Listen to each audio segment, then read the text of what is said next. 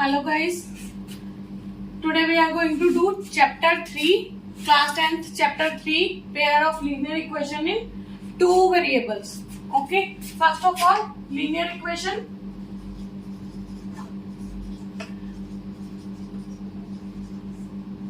Linear equation represents a straight line. Okay, straight line, and linear equation is 3x plus 2 equal to 0. This is example of linear equation 3x plus 2 equal to 0. Its polynomial has degree 1. Next topic is linear equation in one variable. One variable में this is your polynomial p of x is equal to 2x plus 3. अगर हम equation लें वो आएगी 2x plus 3 equal to 0. This is your equation for one variable. Next topic is number of solution in linear equation in one variable. मतलब कितने solution हो सकते हैं linear equation in one variable में. एग्जांपल मैं ले रही हूँ 3x plus 8 equal to 0. इसका हम 0 निकालेंगे which will be 3x is equal to minus 8, x is equal to minus 8 upon 3. So this is a solution. It means only one solution is there for linear equation in one variable. देखो अगर हम इसमें put करके देखें तो left hand side equal to right hand side आना चाहिए, तो वहां पे 0 पॉसिबल है. It means which will be right. 8 equal to 0, 3 से 3 cancel, minus 8 plus 8 equal to 0 which is 0 equal to 0. Left hand side is equal to right hand side. This is to verify your 0. Next is linear equation in two variables. P of x is equal to ax plus by plus c. Okay. अगर हम इसके solutions देखें तो कितने solutions आ सकते हैं इसके. Linear equation in one variable में तो वन सॉल्यूशन था. अगर हम linear equation in two variables में देखें तो कितने सॉल्यूशंस आ सकते हैं. Infinitely many solutions.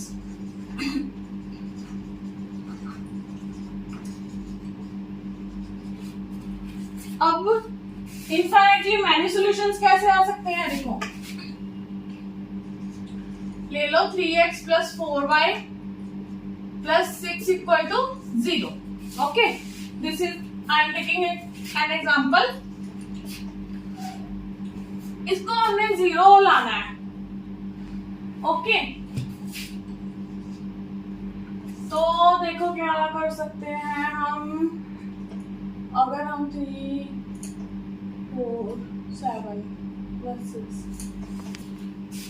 देखो मैं लिखती हूँ 3x plus 4y plus 7 equal to 0. Okay अगर मैं इसके लिए x की वैल्यू और y की वैल्यू 1 1 ले लूं तो इसको सोल्यूशन क्या आएगा. 3 1 4 into 1 plus 7 equal to 0. Sorry, minus 7. Okay, तो अगर हम ये ले लें 3 plus 4 minus 7 equal to 0. 3 plus 4 7 minus 7 equal to 0. Okay, 0 equal to 0. Left hand side equal to right hand side. Okay, चलो नेक्स्ट मैं ले रही हूँ इसका 0. xy equal to -3 and 4. Okay अगर हम इसी इक्वेशन में -3 x की जगह -3 पुट कर लें और y की जगह 4 पुट कर लें. Okay then 3 into -3 is -9, 4 into 4 16, -7 equal to 0. Okay, 9 7 -16 plus 16 equal to 0. 0 equal to 0, left hand side equal to right hand side. ऐसे ही बहुत सारे सॉल्यूशंस आ सकते हैं इसके। तो इसका हम कहेंगे pair of linear equation in two variables has infinitely many solutions. Next is solution of linear equation in two variables. Every point p of x y on the line representing the linear equation is the solution to it. It means कि suppose this is the line, okay? मतलब कि अगर मैं यहाँ पे ऐसे 5 points बना रही हूँ, ओके, तो it means that every point on the line representing, जो ये लाइन रिप्रेजेंट कर रही है, इसमें हर पॉइंट है जो वो सॉल्यूशन है linear equation in two variables का। Okay, next is general form of linear equation in two variables is a1x plus b1y plus c1 equal to 0, a2x plus b2y plus c2 equal to 0। अब इनका solution क्या है? Solution क्या होता है? Solution होता है ऐसी वैल्यूज x और y की जो इन दोनों इक्वेशंस को सेटिस्फाई करे। Linear equation in two variables में मोस्टली आपको दो इक्वेशंस मिलेंगी, तो आपने उन दोनों इक्वेशंस को ऐसी वैल्यूज लेनी, दोनों इक्वेशन को सेटिस्फाई करे। ओके, ऐसी वैल्यूज लेनी है जो कि दोनों इक्वेशंस को इनको सेटिस्फाई करे, x और y की ऐसी जनरल वैल्यूज लेनी है आपने। नेक्स्ट क्वेश्चन करवा रही हूँ, show that x is equal to 5 and y is equal to 2 is a solution of system of linear equations.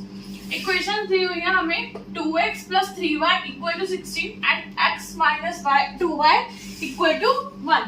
Okay, देखो हमने सेटिस्फाई करनी वैल्यूज, x की जगह हम 5 पुट करेंगे, y की जगह हम 2 पुट करेंगे। 10, 3 to the 6, 16 equal to 16. Okay, now put in this 5 minus 2 into 2 equal to 1, 5 minus 4 equal to 1, 1 equal to 1। दोनों इक्वेशन ने सेटिस्फाई करा, left hand side equal to right hand side आ गई दोनों इक्वेशंस में। So it is a solution of a system of linear equation. अब एक question करते हैं, एग्जांपल है ये आपकी बुक का। ओके, ये क्वेश्चन मोस्टली एग्जाम में आता है, तो ध्यान से समझो। Aftab tells his daughter 7 years ago, I was 7 times as old as you were then. Also 3 years from now, I shall be 3 times as old as you will be. Represent this situation algebraically and graphically. चलो अभी मैं algebraically समझा रही हूँ, graphically का मैं बाद में समझाऊंगी। ओके, algebraically में क्या होगा? देखो, Aftab tells his daughter 7 years ago। सबसे पहले तो हमें प्रेजेंट एजेस देखनी पड़ेगी, डॉटर की भी और आफ्ताब की भी। So let the age of Aftab be x years। Okay, age of daughter be y years। ये है present ages. Okay,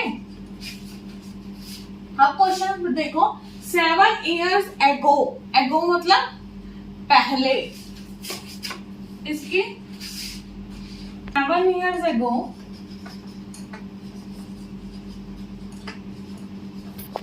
condition now 7 years ago age of Aftab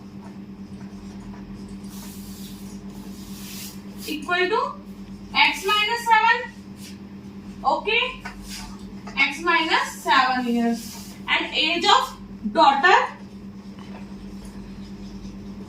equal to y minus 7 years. Understood? I was 7 times, अच्छा चलो 7 years ago का तो हो गया हमारा। I was 7 times as old as you were then। मतलब कि वो कह रहा है जितनी मेरी 7 years पहले एज थी, तुम्हारी एज के 7 टाइम्स थी मेरी एज। ओके, तो इक्वेशन क्या बनेगी, x minus 7 equal to 7 into y minus 7।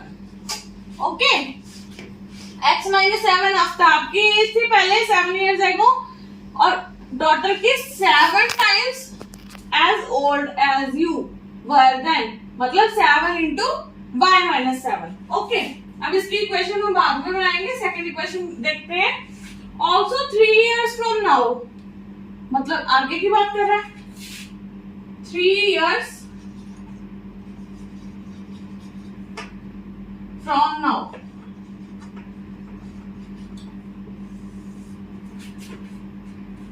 As of Aftab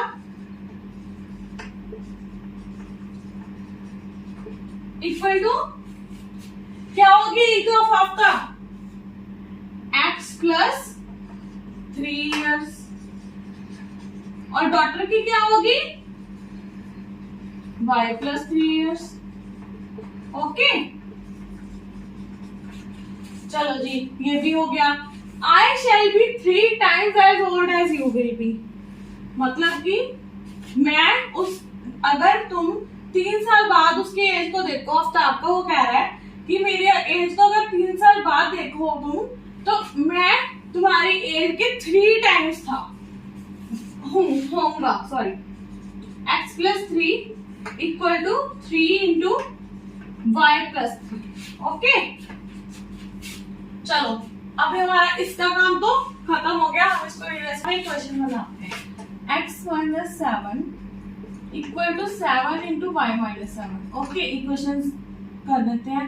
equation आएगी x minus 7 equal to 7y minus 49, x minus 7y equal to minus 49 plus 7 equal to minus 42, x minus 7y, ये आ गई x minus 7y plus 42 equal to 0, ये आ गई equation 1। Okay, next equation है हमारी 3 years from now वाली, वो है x plus 3 equal to 3y plus 9। Okay,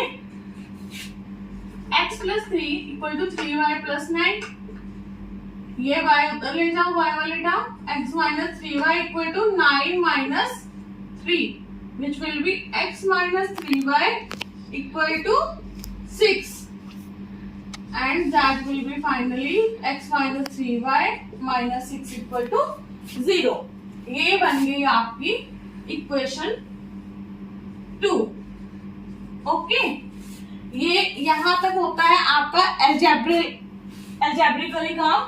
graphically मैं बाद में और समझाऊंगी, अभी एल्जेब्रिकली अच्छी तरह समझ लो।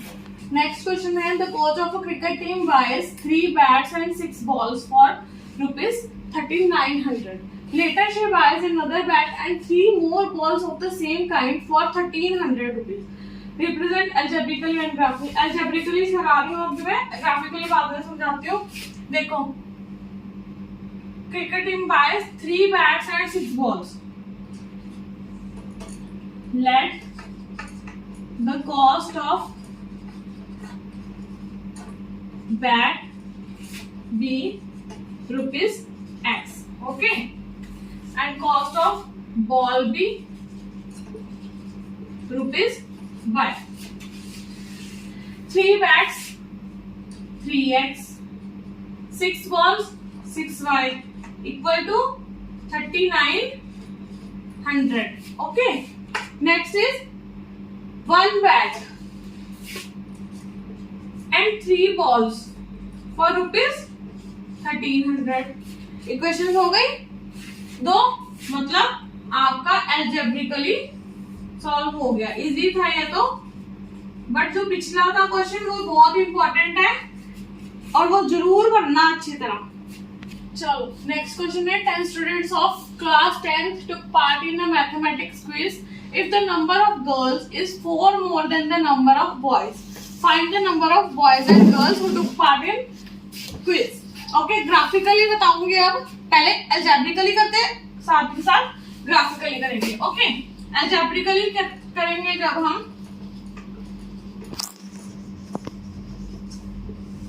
इक्वेशन बनानी पड़ेगी। 10 students to part in mathematics quiz, मतलब टोटल बॉयज और गर्ल्स को मिला के 10 स्टूडेंट्स हैं, मतलब कि let the number of girls be x and number of boys be y। Okay, तो दोनों ने इकट्ठे मिलके पार्टिसिपेट करा तो टोटल स्टूडेंट्स 10 है। This is your equation 1। Next है if the number of girls is 4 more than the number of boys, मतलब कि x is equal to y plus 4, मतलब कि नंबर ऑफ गर्ल्स है जो बॉयज से 4 ज्यादा है गर्ल्स, तो x equal to y plus 4। ये आपकी बनेगी equation 2 which can also be written as x minus y equal to 4। Okay, अब इसको हमने रिप्रेजेंट करना है ग्राफिकली। ओके, ग्राफिकली रिप्रेजेंट करने के लिए हम फर्स्ट इक्वेशन लेंगे x plus y equal to 10। पहले इसकी वैल्यूज फाइंड करेंगे हम।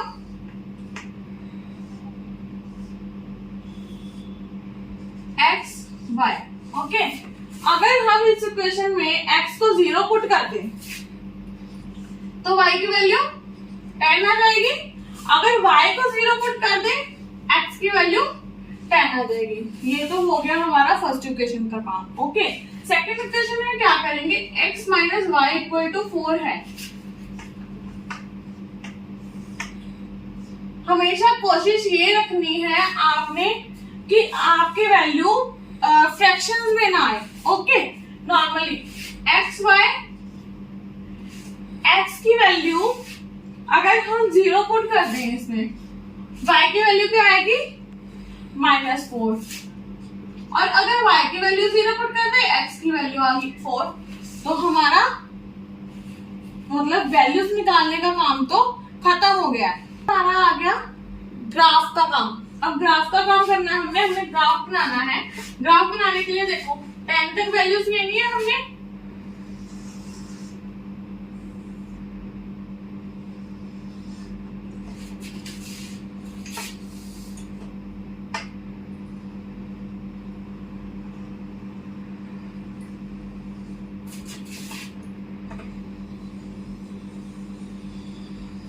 टू की गैपिंग ले लेंगे, 2 4 6 8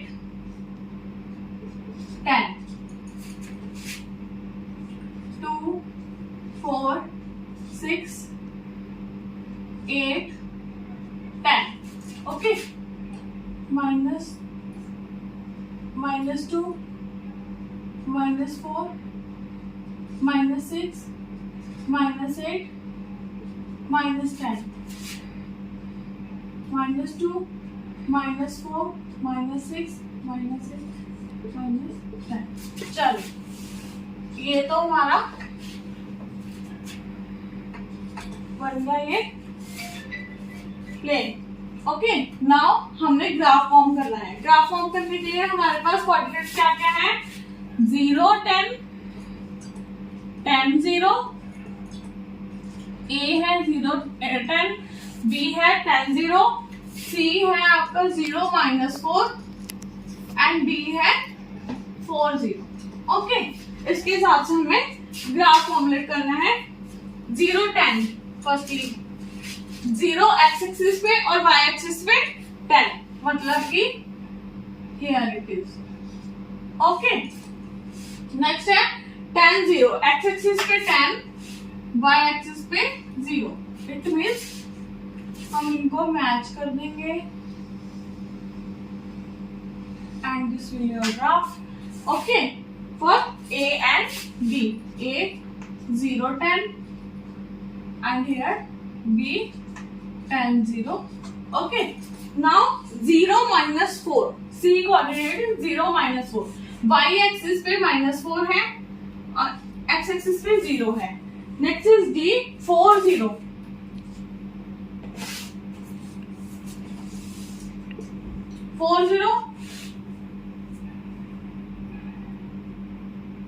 एक्स एक्सिस पे 4, ओके 4 0।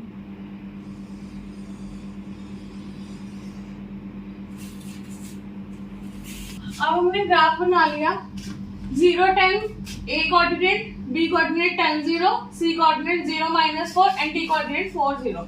अब देखो ये इंटरसेक्ट कहाँ पे कर रही है दोनों lines,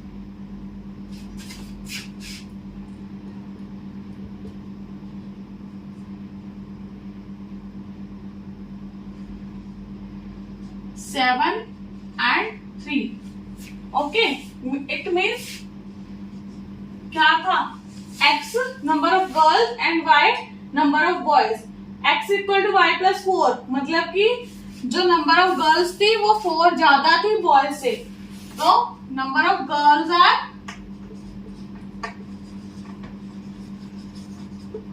7 and number of boys are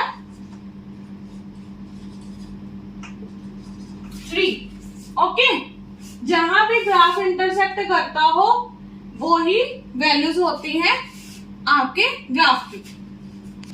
देखो नेक्स्ट क्वेश्चन है x minus y equal to -1 3x plus 2y equal to 12, okay. इसकी हमें इक्वेशंस फॉर्म करनी है फर्स्टली, मतलब वैल्यूज निकालनी है x y की, and then we have to find its solution graphically, okay. See x minus y equal to -1, अगर हम x की वैल्यू 0 ले लें, y की वैल्यू क्या आ जाएगी, ये this will cancel out and y will be 1, okay. अगर हम y की वैल्यू 0 ले लें, x की वैल्यू क्या आ जाएगी, -1, ओके। आई समझ। देन इज अगर हम इसमें x की वैल्यू 0 ले लेते हैं, y की वैल्यू क्या आ जाएगी, ये 0 हो गया, ये 2y रह गया, 2 जाके नीचे डिवाइड हो गया, इट विल बी 6। अगर हम y की वैल्यू 0 ले लेते हैं तो this will be, x will be 4, okay. चलो ग्राफिकली बनाते हैं इसको।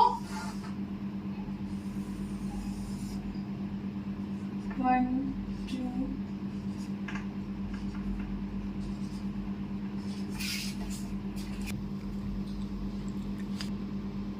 नेक्स्ट ग्राफ फॉर्म कर लिया। अब कोऑर्डिनेट्स है, a coordinate is 0 1, b coordinate is -1 0, c coordinate is 0 6 and d coordinate is 4 0, okay. Firstly 0 1 1 x y axis पे है, b कोऑर्डिनेट का -1 x एक्सिस पे है, चलो दोनों को मैच कर लेते हैं, ओके। नेक्स्ट इज 0 6, मतलब 6 है आपका यहाँ y एक्सिस पे, 4 है x एक्सिस पे, इनको भी दोनों को मैच कर देते हैं। ओह सॉरी,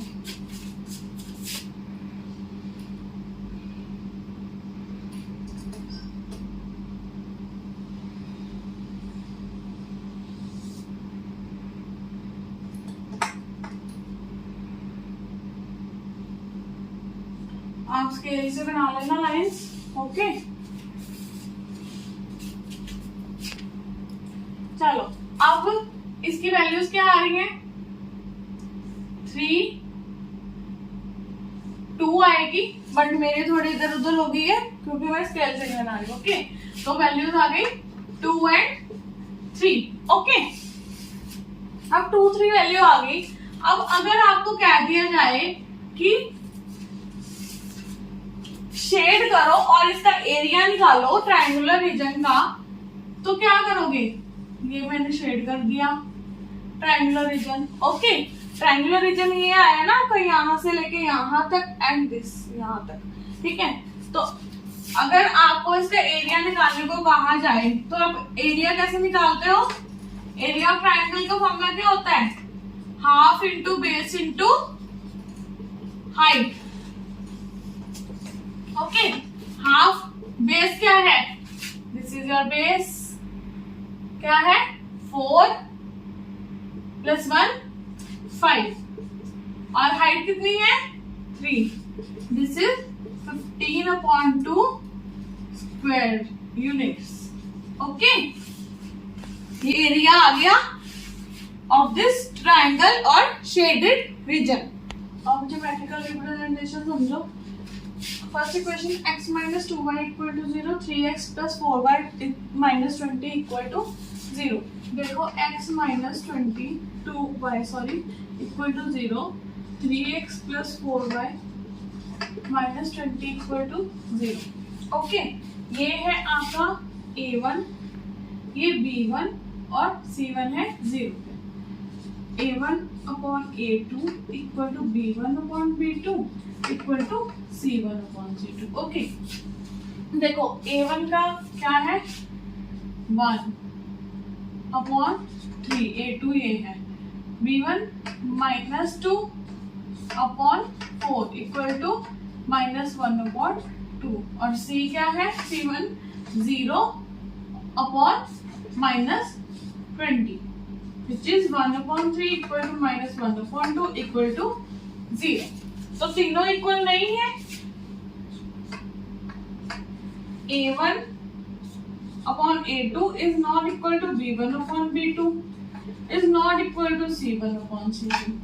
देखो इसका मतलब है ये इक्वल, ये वाली हमारी सिचुएशन आ गई. इसका मतलब है कि जो हमारा ग्राफ है ना वो बनेगा इंटरसेक्टिंग लाइंस और एग्जैक्टली वन सॉल्यूशन और यूनिक सॉल्यूशन. सिर्फ वन सॉल्यूशन होएगा. इसका मतलब कि जो x की और y की एक ही वैल्यू आ सकती है, उससे ज्यादा नहीं आ सकती. ओके, तो intersecting lines and exactly one solution और यूनिक सॉल्यूशन. एक और चीज इसमें ये होता है कंसिस्टेंट. ओके, नेक्स्ट है सेकंड इक्वेशन ले लेते हैं हम. सेकंड इक्वेशन है 2x + 3y - 9 = 0 and 4x + 6y - 18 = 0. Okay, इसमें देखो a1/a2 = b1/b2 = c1/c2. ठीक है. 2/4 = 3/6 = -9/-18. ये आ गया 1/2 1/2 1/2 which is a1/a2 = b1/b2 = c1/c2. इसका मतलब क्या है, ये वाली सिचुएशन आ गई. इसका मतलब है कोइंसिडेंट लाइंस.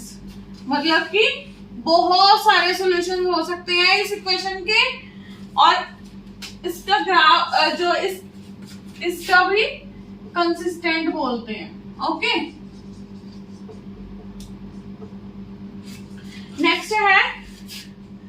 नेक्स्ट इक्वेशन है x + 2y - 4 = 0 and 2x + 4y - 12 = 0.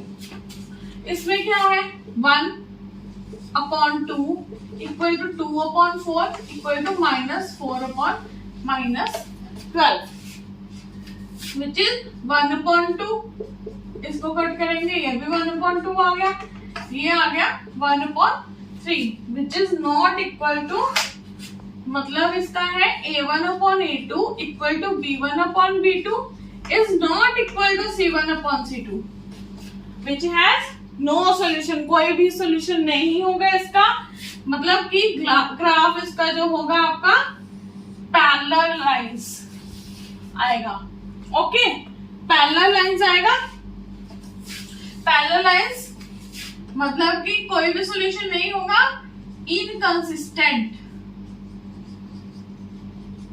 अगर आपको पूछा जाए ये कंसिस्टेंट होगा या इनकंसिस्टेंट, तो this will be inconsistent. Parallel lines में क्योंकि कोई भी सॉल्यूशन नहीं आता, हमें आंसर पता ही नहीं लगता ग्राफ का क्या आएगा. ओके, इसके जो आपको क्वेश्चंस हैं वो नेक्स्ट वीडियो में करवाऊंगी मैं आपको। Okay guys, thank you, thanks for watching the video, please like and subscribe.